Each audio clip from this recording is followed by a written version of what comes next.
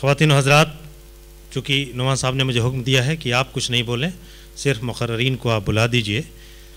Connaught سے لے کر نندیشور تک صرف 30 سیکنڈ کہ کرپور گورو کنوڑاوتارم سنسار سارم بھجگندرہارم سدا وسنتم ہردیا روندے بھوم بھوانی سہتم نمامی.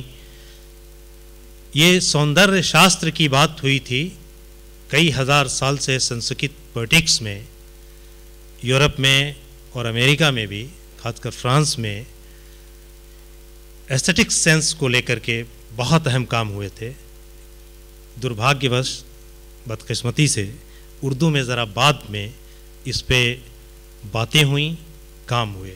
میری نظر میں کتابوں کی فہرست گنانے کا مقصد نہیں ہے، بڑی ذمہ داری کے ساتھ یہ بات کہہ رہا ہوں کہ اردو میں جمالیات کے حوالے سے، ایسٹیٹک سینس کے حوالے سے، سوندر شاستر کے حوالے سے جب کبھی بات ہوتی ہے، ایک نام بہت اہمیت کا حامل جو آج کی بزم کی صدارت فرما رہے ہیں، قاضی جمال صاحب. جمالیات اور اردو شاعری وہ سنگ میل ہے جہاں سے باقی لوگوں نے بھی اپنے چراغ روشن کیے ہیں. بہت اہم کتابوں کے مصنف، اپنی دانشورانہ فکر کے لیے امتیاز رکھتے ہیں. بہت ہی محترم شخصیت آج کے زمانے کی، آج کی اس بزم کی صدارت فرما رہے ہیں. علی گڑھ مسلم یونیورسٹی سے آپ کا تعلق رہا ہے. پروفیسر قاضی جمال حسین صاحب، تالیوں سے آپ استقبال کریں. آج کے اس جلسے میں شرکت کر کے مجھے بے حد مسرت ہوئی، اور اس بات کی مسرت ہوئی کہ روایتی نوعیت کے سیمیناروں سے خاصا مختلف سیمینار تھے. یہ محض آنا، شریک ہونا اور آپس میں ایک دوسرے سے مل جل کے رخصت ہو جانا اس نوعیت کا نہیں تھا. 7 پیپر پڑھے گئے ہیں اس مختصر وقت میں. اس تاکید کے باوجود کہ مختصر پڑھیں، اپنی بات کم لفظوں میں مکمل کر لیں تاکہ دوسرے لوگوں کو وقت مل سکے، اور پھر اس کے بعد بھی پروگرام ہے. تو بے حد عمدہ سیمینار، بہت اچھی گفتگو، بہت معیاری اور بہت سنجیدہ. اور امتیاز اس سیمینار کا یہ ہے کہ اس سیمینار میں نہ صرف مظہر امام کو یاد کیا گیا، یادگاری سلسلے کا سیمینار ہے، نہ صرف مظہر امام کو یاد کیا گیا، بلکہ بیگم مظہر امام خود موجود ہیں یہاں. تو یہ امتیاز ہے اس سیمینار کا، اس کے لیے یہ ہمیشہ یاد رکھا جائے گا. اور جو حضرات بھی یہاں موجود ہیں، جو لوگ منتظمین میں ہیں جنہوں نے محنت کی اور بہت خاموشی سے محنت کی، جیسا کہ ذکر ہوا کہ پردے کے پیچھے سے نعمان شوق کا بہت ہاتھ ہے. بھائی ایک تو یہ کہ یہ بہت اچھی بات نہیں ہے کہ کام پردے کے پیچھے سے کیا جائے، جو اگر سامنے آگے بھی کرتے تو کوئی ایسی معیوب بات نہ ہوتی.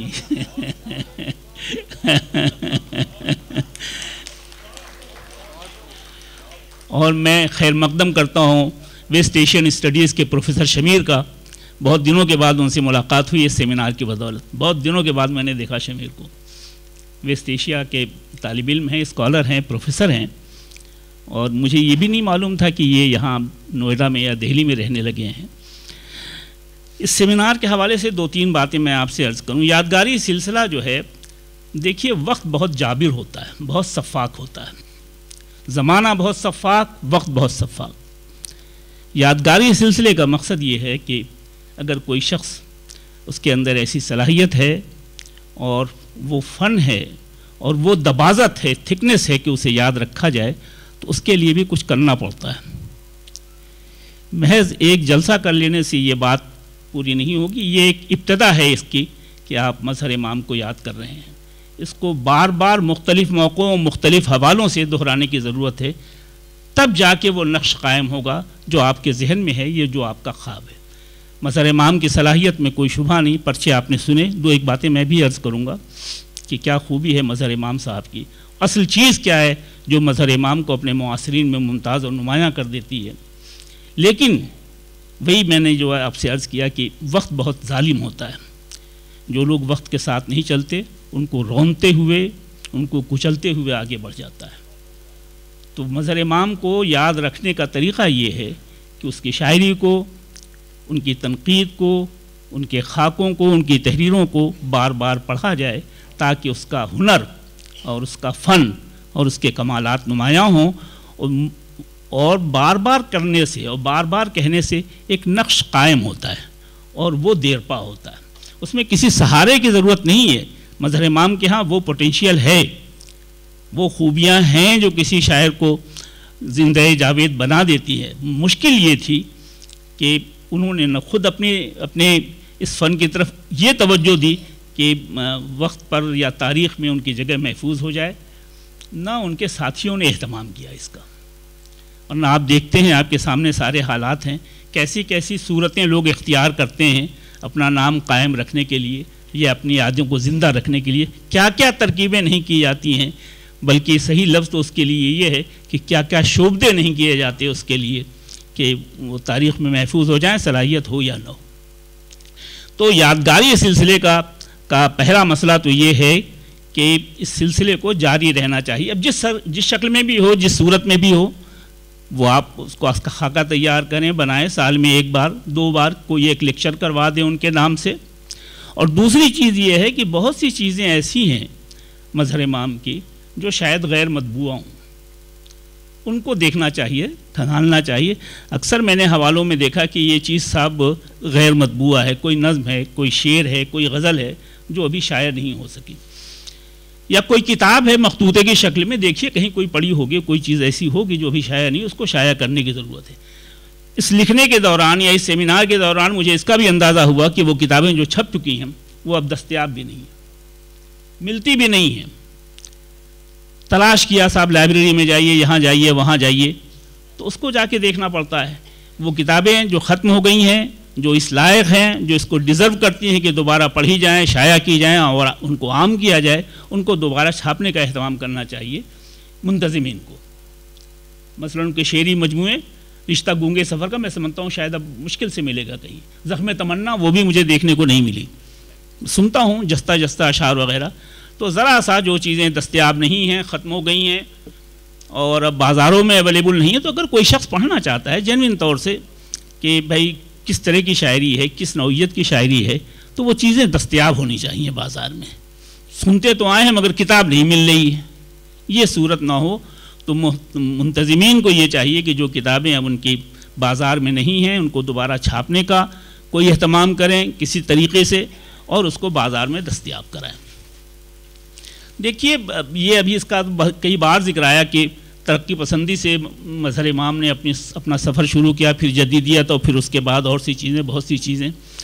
بڑا مسئلہ ہوتا ہے, یہ بہت مسئلہ ہوتا ہے. یعنی یک لخت نہ آپ جدیدیت کو درکنار کر سکتے ہیں, نہ یک لخت آپ ترقی پسندی کو درکنار کر سکتے ہیں. بس وہ باریک نظر ہوتی ہے فنکار کی جو حسن توازن کے ساتھ اور ایک سینس آف بیلنس کے ساتھ ترقی پسندی کو یا جدیدیت کو اختیار کرتی ہے. یکسر نیا ہونا کوئی کمال نہیں ہے. کیا چیزیں ہیں جو ہمارے ادبی معاشرے کا اور اس کے ذوق کا اور اس کے اجتماعی حافظے کا حصہ بن سکتی ہے, جو آپ دیکھتے ہیں نا کہ اینٹی غزل ہو گئی اور یہ فلاں غزل ہو گئی اور اس طرح کی اینڈی بینڈی غزل ہو گئی, سب چھپتی رہی ہیں, ہم آپ سب پڑھتے رہے ہیں. وہ چیزیں جو وقت کی گرد میں دب گئیں, وہ اس وجہ سے دب گئیں یا اس وجہ سے فنا ہو گئیں کہ ان کے ہاں سینس آف پروپورشن نہیں تھا.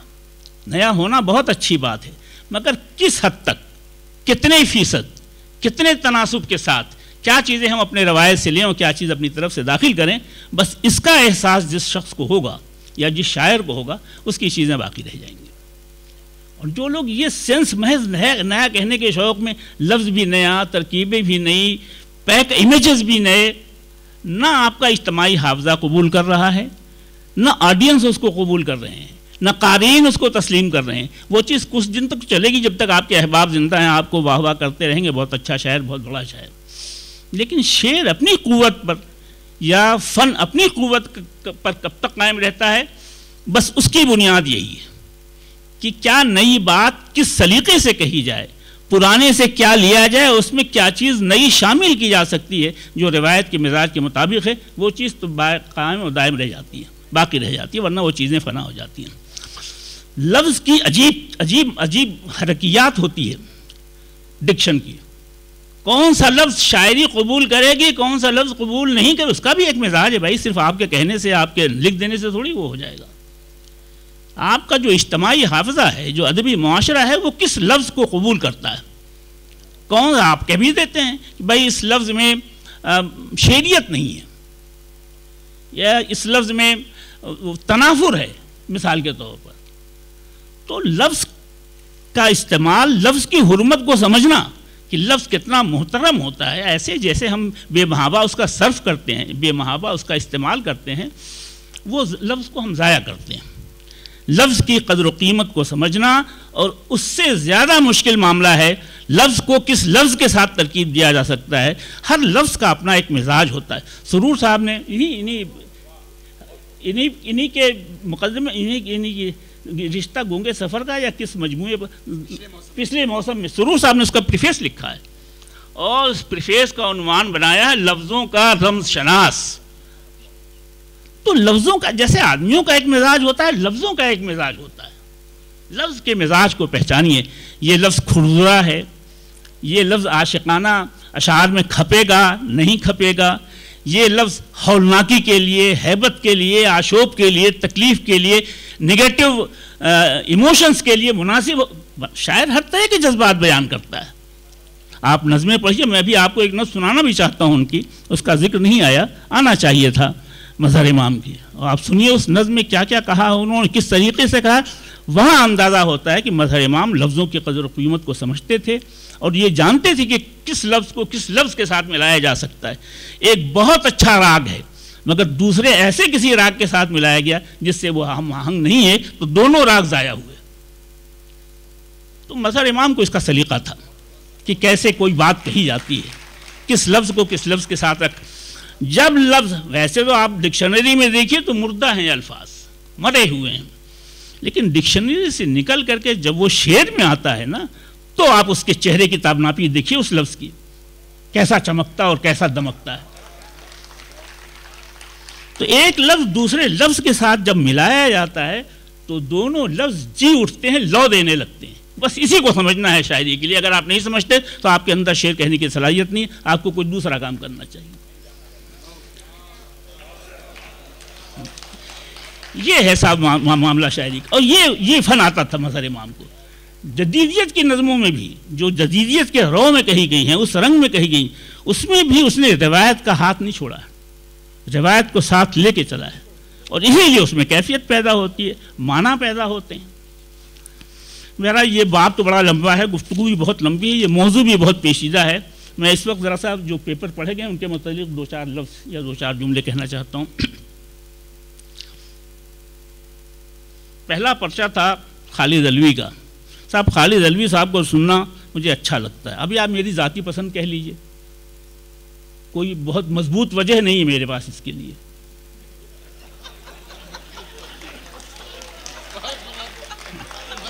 مجھے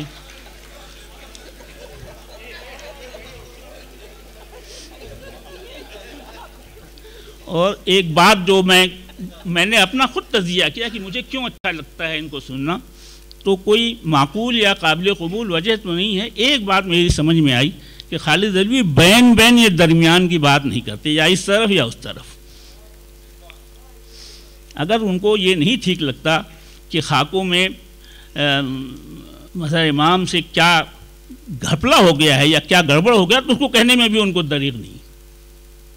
مثلا غالب کے متعلق جو ان کے رائے ہے مظہر امام صاحب کی، اس سے خالد علوی کو بھی اتفاق نہیں ہے، اور تمام تر پسندیدگی کے باوجود مجھے بھی مظہر امام سے اتفاق نہیں ہے کہ غالب جو ہیں ان کا اپنا کوئی رنگ نہیں ہے۔ یہ کوئی عیب بھی نہیں ہے، وہ لوگ جو دوسرے کے رنگ میں شعر کہتے ہیں ان کی کوئی انفرادیت بھی نہیں ہوتی۔ آپ کو اپنا رنگ پیدا کرنا ہے، آپ کا کیا رنگ ہے؟ بھائی فلاں شاعر پر فیض کا رنگ حاوی ہے، فلاں شاعر پر میر صاحب کا رنگ حاوی ہے، فلاں شاعر پر سودا کا رنگ حاوی ہے، آپ کا رنگ کہاں ہے؟ آپ کی انفرادیت کہاں ہے؟ آپ کی انٹیٹی کہاں گئی؟ تو وہی میں نے آپ سے کہا کہ خالد علوی ذرا سا بین بات نہیں کرتے، بہت کھل کے یا اس طرف یا اس طرف والا معاملہ، کرش چندر کے افسانے والا معاملہ نہیں ہے کہ پل کے اس طرف ہیں آپ کی، پل کے اس طرف ہیں۔ ذرا سا پانی ہے۔ بہت اچھا پرچہ تھا خالد صاحب آپ کا، آپ نے تخلیقی سفر لکھا ہے ان کا، خالد بہت شکریہ تمہارا۔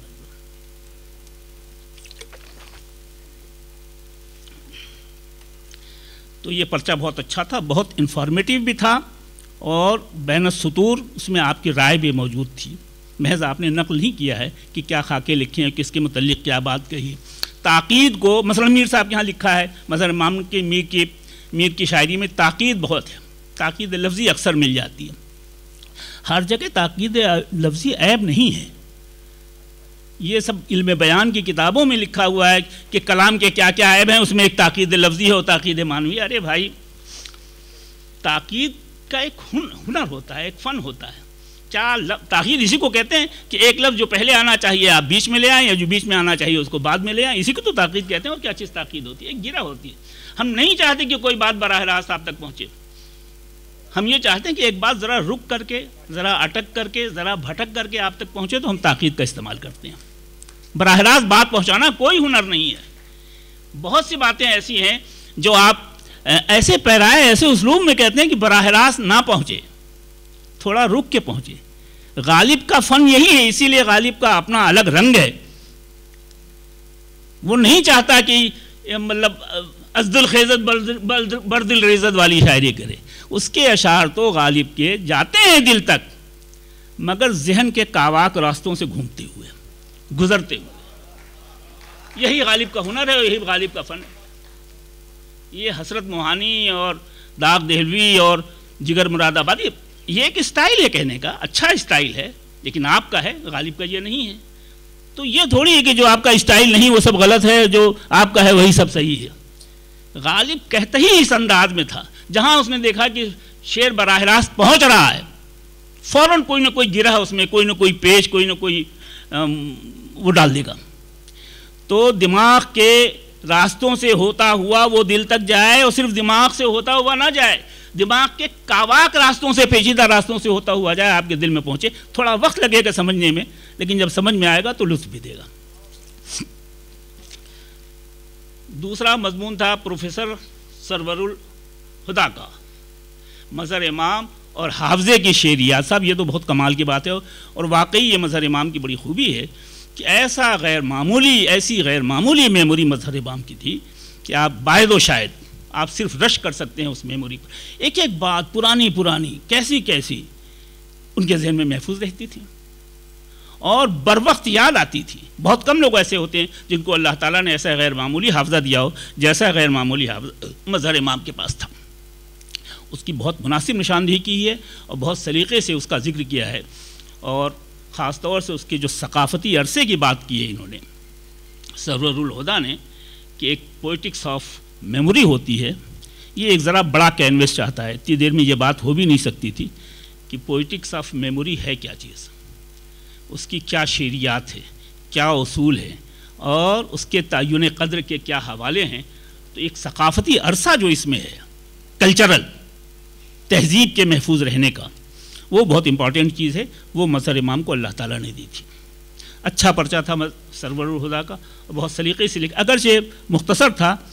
اس موضوع کے لیے تھوڑا اور مزید عرصے کی درکار، عرصہ بمانا اسپیس، اور ذرا اسپیس چاہیے تھا، اور کھل کے بات ہوتی تو شاید بہتر ہوتا.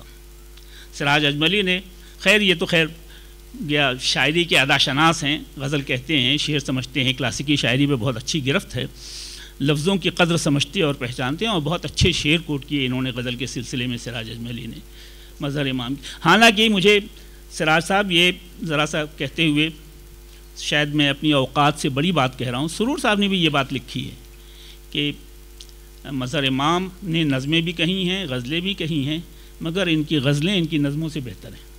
مجھے تکلف ہے اس میں. اصل میں ان کی نظموں کو بہت ذرا سا وہ جس طرح کا اٹینشن چاہتی ہے، اپنا جو اس کا جو خاکہ ہوتا ہے نظم کا، جو خیالات ہوتے ہیں، وہ چونکہ چھوٹی یونٹ نہیں ہوتی غزل کے شعروں کی طرح، اس لیے اتنا کنسنٹریشن نہیں مانگتی ہے. نظم ایک بڑا اسپیس چاہتی ہے، ایک ہی خیال سے بہت سی چیزیں لپٹی ہوئی، بہت سی روشنیاں اس سے لپٹی ہوئی اوپر بڑھتی ہیں. اس لیے نظمیں جس طرح کا کنسنٹریشن مانگتی ہیں، جس طرح کی یکسوئی اور احضار ذہن مانگتی ہیں، ذہن کا آپ کا کنسنٹریٹ کرے اور ایک سیدھی راہ میں چلنے کے ساتھ ساتھ آس پاس کی چیزوں کو بھی اپنے ساتھ لپیٹے ہوئے ہو، اس کے ارد گرد لپٹے ہوئے ہوں. خیالات کے قمقمے آپ کہہ لیجئے، خیالات کے چراغ کہہ لیجئے. اس لیے نظموں کے پڑھنے کے لیے جس طرح کا ذہن چاہیے، وہ جو پھلجھڑی والا ذہن ہے وہ کافی نہیں ہے.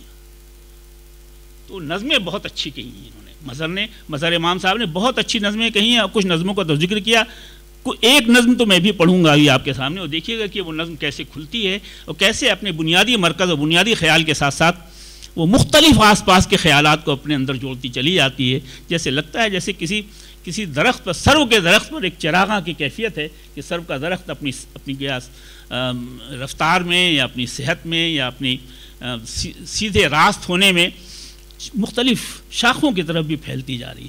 بس یہ چیز ہے جو نظم کے فن کو ذرا سا قدرے مشکل اور زیادہ بہتر بھی بنا دیتی ہے.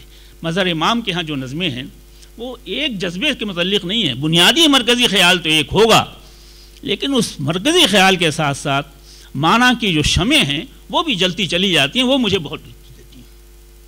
یہ ہونا چاہیے نظموں میں. نظم اسی فن کا تقاضا بھی کرتی ہے.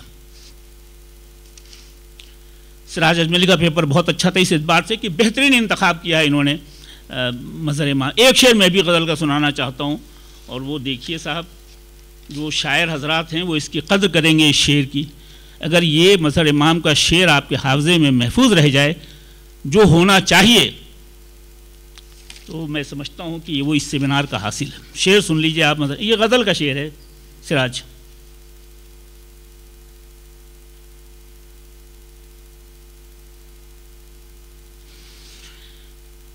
میری تخیل کے افسردہ لب پر،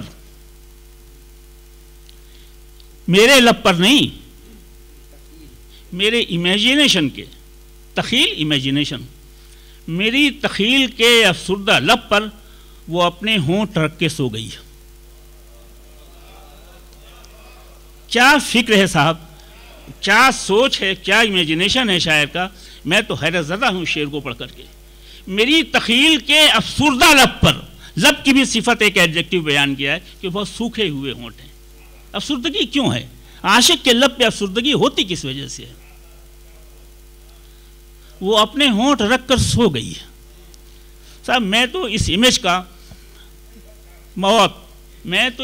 کا جواب نہیں پاتا ہوں. میری تخیل کے افسردہ لب پر، یہ شعر کوٹیشن میں آنا چاہیے تھا کہیں نہ کہیں سراج. اور آپ جیسے بعض آدمی سے یہ امید ہم کر سکتے ہیں، اور اس پر گفتگو بھی ہونا چاہیے. اس پر گفتگو بھی ہونی چاہیے اس شعر پر. بھائی یہ ہوتا نا کہ یہ تو 75% لوگ کہتے ہیں کہ میرے لبوں پر تو وہ لب رکھ کر سو گئی ہے. وہ حقیقت میں ممکن نہیں ہے، ممکن العمل نہیں ہے، متصور نہیں ہے. اس کا ہم تصور بھی نہیں کر سکتے.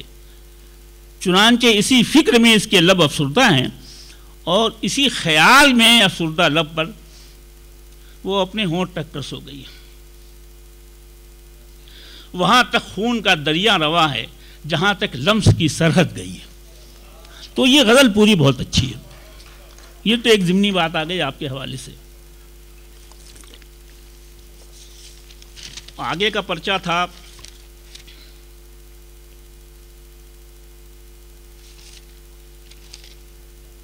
ہاں جی ہاں، پروفیسر سراج اجملی، پروفیسر نجمہ رحمانی. غزل گوئی پر ان کا بھی پرچہ تھا. پروفیسر نہیں، منع کیا انہوں نے اس جلسے میں پروفیسر لگانے سے.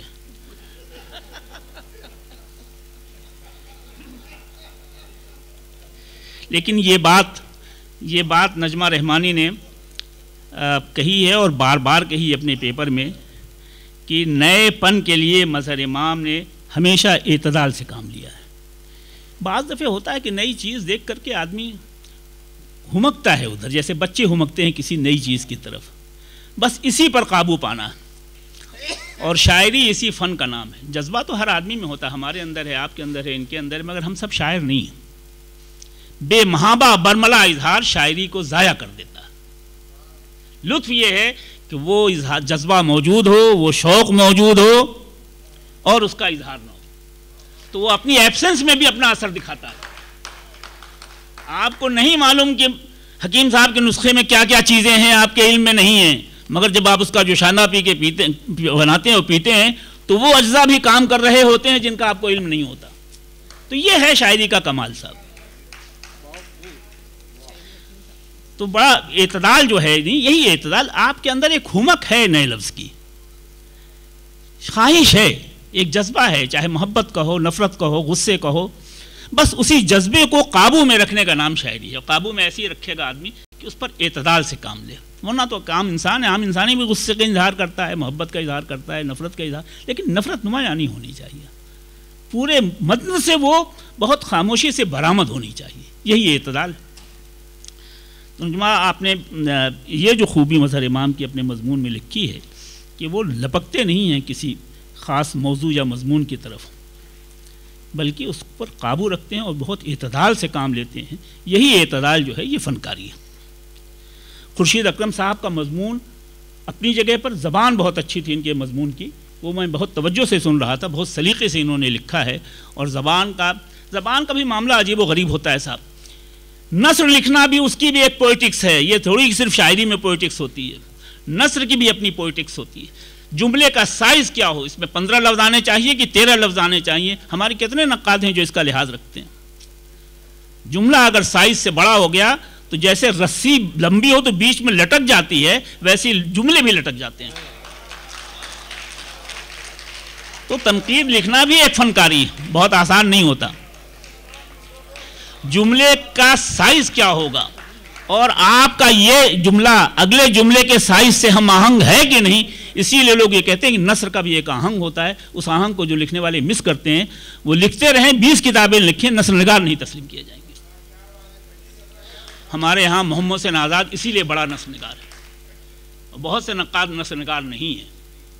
یہ صفت ہمارے ہاں محمد حسین آزاد کے ہاں تھی اور آل احمد سرور کے ہاں تھی.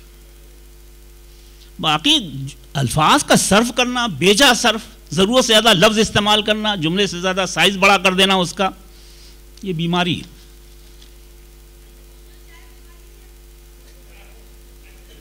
تو خورشید اکرم صاحب آپ کے جو کنٹینٹ تھے وہ تو اپنی طرف اپنی جگہ، زبان آپ کے مضمون کی بہت اچھی تھی. امام اعظم بھائی منع ہے، آپ نے بھی امام اعظم منع کیا ہے، میری زبان سے سبقت لسانی میں نکل گیا ہے.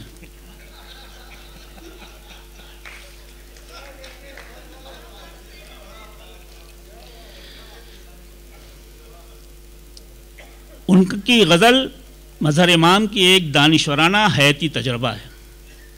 اب یہ ذرا سا ٹھیک ہے، آپ کی محبت ہے ان سے اور آپ کا تعلق ہے، تعلق کے نہیں ظاہر ہے کہ جو تعلق آپ کو ہے وہ تعلق ہم کو نہیں ہے. ہم اگر اس کا عنوان بناتے تو آزاد غزل ایک حیاتی تجربہ. یہ جو ایڈجیکٹو آپ نے دانشورانہ لگایا ہے اور اس میں اس کے ساتھ آپ نے ارسطو کا اور پلیٹو کا، آئنسٹائن وغیرہ کا ذکر کیا، میرے خیال سے یہ ذرا سا زیادتی ہے. دانشوری کے ساتھ تجربہ ہے، ہم ایکسیپٹ کرتے ہیں، لیکن وہ جو شعر مثال میں دیتے ہیں نا، وہ خود بھی دیتے ہیں. مثلا امام نے بھی وہ شعر دیا ہے، کیا ہے، جی لیتے ہیں لوگ، کیا شعر ہے وہ؟ آج بھی جی لیتے ہیں جینے والے، تیری کوئی تصویر صحیح، آپ کا پے کرنا صحیح. یہ ہے نا، اس میں جو لفظ جو رکن کم کیا ہے، آپ تو بڑے شاعر ہیں، آپ غور کیجئے اس پر، جو رکن کم کیا ہے اس کو آزاد غزل بنانے کے لیے، وہی رکن اس شعر کی جان تھی. اس دہر میں جی لیتے ہیں، اس دہر میں جینے والے. اصل میں اس کا اعتراض جینے مرنے پر نہیں ہے، اس کا اعتراض یا اس کا اشکال زمانے اور اہل زمانے پر ہے. وہ اہل دہری میں آئے گا. اس زمانے میں یہ حالات ہو گئے ہیں. فراق نے جیسے کہا تھا کہ فراق نے بھی یہی کہا تھا، اس دور میں زندگی بشر کی بیمار کی رات ہو گئی. تو اس دور کا لفظ اگر آپ ہٹا دیں گے تو ہمارے خیال سے شعر اپنے مرتبے اور اپنے معنی سے گر جائے گا.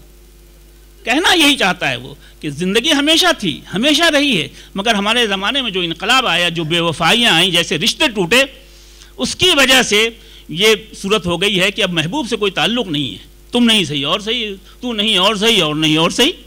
یہ ہے اس شعر کا مفہوم. تو اصل جو امفیسس ہے اس کا، وہ اس دہر میں، آج کے زمانے میں یہ صورتحال پیدا ہو گئی ہے انقلابات دہر سے. تو ذرا سا دانشوری کا لفظ میرے خیال سے اس مقام پر زیادہ ہے. دانشوری کے لفظ میں کوئی خرابی نہیں، دانشوری بہت مشکل سے ملتی ہے بھائی. ہم تو جس کو چاہتے ہیں دانشور بنا دیتے ہیں. کوثر مظہری صاحب نے اپنی یادداشتوں کے حوالے سے گفتگو کی ہے. ظاہر ہے کہ ان کا ذاتی مراسم تھے، تعلقات تھے، بہت سی وہ باتیں سننے میں ہمیں آئیں جو پرچوں میں نہیں تھیں، ذاتی تعلق کی وجہ سے آ گئیں، لیکن یہ بہت انفارمیٹیو تھی، بہت کام کی گفتگو تھی۔ سارے مقالات محبت سے لکھے گئے ہیں، یہ ان مقامات میں قدر مشترک ہے۔ بغیر اس نظم کے سنائے صاحب بات ہماری مکمل نہیں ہے، وہ نظم سن لیجیے۔ نہیں، دوسرا اجلاس بھی ہونے والا ہے۔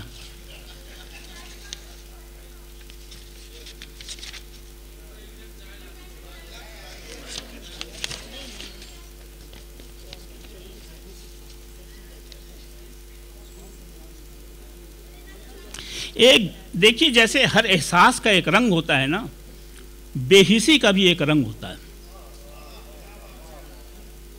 آپ اس کو جو چاہے نام دے لیں، لال، ہرا، پیلا، نیلا، سفید، جو چاہیں کہہ لیں، لیکن بے حسی کا ایک رنگ ہوتا ہے اور اس کو بیان کر پانا بہت مشکل ہوتا ہے۔ ہرے کو تو آپ بیان کر لیں، لال کو آپ بیان کر لیں، محبت کو آپ بیان کر لیں، نفرت کو آپ بیان کر لیں، مگر ایک کیفیت ایسی آتی ہے شاعر پر، ہر انسان پر آتی ہے۔ شاعر کا امتیاز یہ ہے کہ وہ اس کو پہچان لیتا ہے، اور اس سے بڑا امتیاز یہ ہے کہ اس کو لفظوں میں بیان کر لیتا ہے۔ ہم بیان نہیں کر پاتے، بس اس تجربے سے گزرتے ہیں، ایک بے حسی کا تجربہ ہے۔ بس اب نظم سنیے آپ، نظم آپ سب لوگوں کو یاد ہے، اس کا ایک آدھ مصرع کہیں کوٹ بھی ہوا ہے۔ کہیں بھی جائے اما نہیں ہے، کہیں بھی جائے اما نہیں ہے، نہ روشنی میں، نہ تیرگی میں، نہ زندگی میں، نہ خودکشی میں۔ بہت سے لوگ سمجھتے ہیں کہ خودکشی کر لیں تو سب جنجال سے چھٹی مل جائے، مر جائیں، فرصت مل جائے غموں سے۔ کہتا ہے کہ خودکشی بھی جائے اما نہیں ہے، عقیدے نیزوں کے زخم کھا کر سسک رہے ہیں۔ ہندو مت میں چلے جائیے، عیسائیت میں چلے جائیے، نجات کہیں نہیں۔ دنیا عجیب جگہ ہے، الدنیا دنیون، دنیا بہت ہی واہیات جگہ، یہ کہہ رہا ہے یہ۔ اور سب شاعر نے کہا، میر صاحب نے بھی کہا ہے، غالب نے بھی کہا ہے، سب نے کہا ہے۔ بس فرق یہ ہے کہ سب کے کہنے کا اسلوب جدا ہے۔ نظم میں اس خیال کو مظہر امام نے باندھا ہے، اور اس کے جو ذیلی جذبات ہیں، ذیلی احساسات ہیں، اس بنیادی جذبے کے ساتھ لگے ہوئے جو دوسرے احساسات ہیں، ان کو بھی کور کرتا چلا گیا۔ یہ ہے خوبی اس نظم کی۔ عقیدے نیزوں کے زخم کھا کر سسک رہے ہیں، یقین کی سانسیں اکھڑ چلی ہیں۔ بہت سے یقین تھے، خدا کی ذات پر یقین تھا، مقدس کتابوں پر یقین تھا، اوتاروں پہ یقین تھا، سب عقیدے جھوٹے ثابت ہوتے چلے۔ اس سے زیادہ اس زمانے کے بیان کا اور کوئی طریقہ نہیں ہو سکتا۔ یقین کے سانسیں اکھڑ چلی ہیں، نڈھال خوابوں کے ہونٹ سے خاک و خوں کے شعلے ابل رہے ہیں، عزیز قدروں پہ جانکنی کی گرفت مضبوط ہو گئی ہے۔ جو تھوڑے بہت بچ گئے تھے عقیدے، تصورات، ایمانیات، وہ بھی اب دم توڑ رہے ہیں۔ پتنگ کی طرح کٹ چکے ہیں تمام رشتے، نہ باپ کچھ ہے، نہ بھائی کچھ ہے، نہ ماں کچھ ہے، نہ اولاد کچھ رہ گئی ہے۔ اور یہ سب ہمارے مشاہدے کی چیزیں ہیں، کوئی ایسی بات نہیں کہہ رہا ہے جو ناقابل فہم ہو گئی ہے۔ جو آدمی کو قریب کرتے تھے آدمی سے، کوئی آدمی اب دنیا میں کسی کے قریب نہیں رہ گیا۔ دلوں میں جن سے شعائیں قوس قزح کے آنچل کی پھوٹتی تھیں، کیا نظم کہیے بھائی۔ نہ فرد کا صاحباں سلامت، نہ انجمن کا مکان سلامت، کوئی خدا ہے تو وہ کہاں ہے۔ دھیرے دھیرے یہ نوبت آ جاتی ہے کہ کسی خالق کائنات کے تصور سے بھی عقیدہ ختم ہونے لگتا ہے کہ کوئی نہیں، اگر ہوتا تو سب ٹھیک نہیں ہو جاتا، یا اتنی مصیبت میں انسان کو دیکھ کر کے کیا اس کا دل پسیجتا نہیں۔ وہ جو ابھی ذکر آیا تھا کہ خدا کے موت کا اعلان ہو گیا تھا، نیتشے نے کر دیا، یہ وہ ہے مسئلہ۔ کوئی خدا ہے تو وہ کہاں ہے، کوئی خدا تھا تو وہ کہاں ہے۔ محیط طوفاں محیط تر ہے، پہاڑ تک ریت کی طرح اڑ رہے ہیں، بس ایک آواز گونجتی ہے، مجھے بچاؤ، مجھے بچاؤ، مگر کہیں بھی امان نہیں ہے۔ جو اپنی کشتی میں بچ رہے گا وہی علیہ السلام ہوگا۔ بھائی اصل مسئلہ یہی سب ہے۔ شاعری عجیب و غریب چیز ہے، شاعری جزوِ پیغمبری، شاعری پیغمبری کا ایک حصہ ہے، جیسے وحی اترتی ہے، جیسے حضرت جبریل لے کر کے وحی آتے ہیں۔ الشاعر تلمیذ الرحمن، خدا کا شاگرد ہوتا ہے، براہ راست مبدأ فیاض سے اسے فیض پہنچتا ہے، اور جن لوگوں کو نہیں پہنچتا وہ لوگ شعر بناتے ہیں، کاٹتے ہیں، اس کو سلتے ہیں اور ایک مصنوعی ڈھانچہ کھڑا کر دیتے ہیں، شاعری بن نہیں پاتی۔ علامہ اقبال سے کسی جج نے کسی موقع کسی مقدمے میں پوچھا تھا کہ یار تم لوگ مسلمان ہو، یہ بتاؤ کہ ایک نبی ہیں تمہارے، ان کے اوپر وحی آتی ہے، کلام آتا ہے، دل پہ اترتے ہیں، کہیں وہ تو بہت بڑے آدمی تھے، میرے دل پہ اترتے ہیں. بہت شکریہ.